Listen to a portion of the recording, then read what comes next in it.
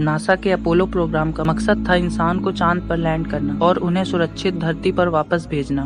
इस प्रोग्राम के तहत 6 मिशन अपोलो 11, 12, 14, 15, 16 एंड 17 ने अपना लक्ष्य पूरा किया। इन अभियानों में सबसे सफल अभियान था अपोलो 11।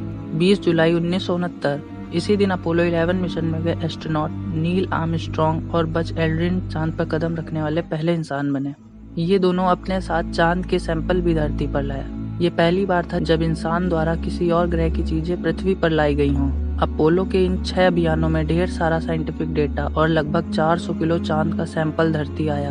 इनमें चांद से लाए गए कुल 2196 पत्थरों के सैंपल भी शामिल हैं। मगर आधी सदी बीत जाने के बाद भी सभी सैंपलों की रिसर्च का काम पूरा नहीं हुआ। नासा ने आखिरी बचे हुए कुछ सैंपल्स पर अब जाके काम शुरू किया।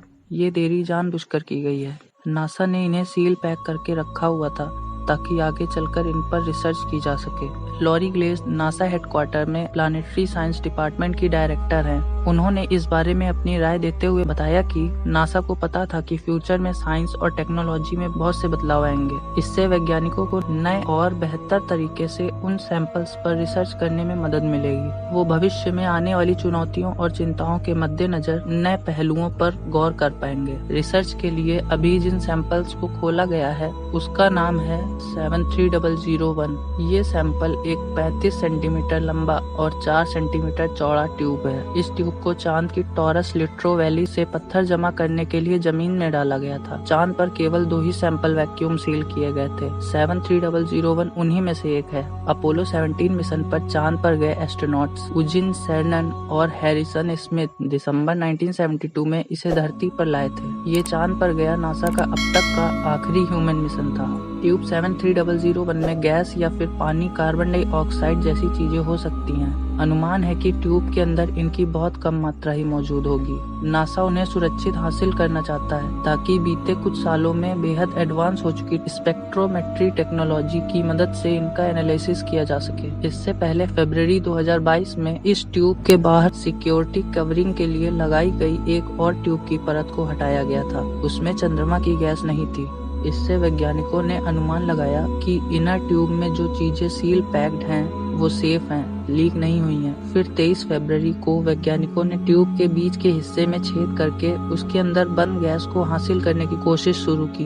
इस लंबी प्रक्रिया को पूरा होने में काफी समय लग सकता है। इसके बाद अंदर जमा पत्थर को बहुत सावधानी से निकाला जाएगा, उसे तोड़ा जाएगा और फिर अलग अलग रिसर्चर्स की टीम उसका एनालिसिस करेगी।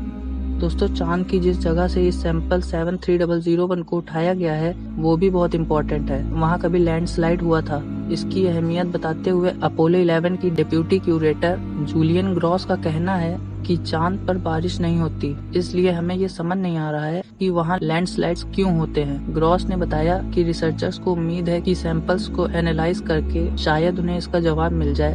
73001 के बाद चांद से लाए गए केवल 3 सैंपल बचेंगे जो अभी भी सील हैं। उन्हें कब खोला जाएगा ये पूछे जाने पर सीनियर क्यूरेटर रियान सिगलर ने कहा, मुझे नहीं लगता कि हम 50 साल और इंतजार करेंगे। जब हमें आर्टेमिस के सैंपल मिल जाएंगे तो बेहतर होगा कि हम आर्टेमिस से लाए गए सैंपल्स की इन बचे हुए सील सैंपल्स के साथ तुलना करके देखेंगे। आर्टेमिस चांद पर जाने वाला नासा का अगला मिशन है। एजेंसी 2025 में इंसानों को फिर से चांद पर भेजने की तैयारी कर रही है। आर्टेमिस मिशन में नासा पहली बार वुमेन और ब्लैक एस्ट्रोनॉट्स को चांद पर भेजेगा। इस बार चांद पर ज्यादा लंबे समय तक रुकने की भी कोशिश की जाएगी। इस मिशन के दौरान चांद से बड़ी मात्रा में गैस सैंपल जमा किए जाएंगे। इस मिशन में चांद और उसके आसपास के एटमॉस्फेयर से जुड़ी जो जानकारियां मिलेंगी उन्हें मार्स पर इंसान भेजने के सपने को पूरा करने में इस्तेमाल किया जाएगा।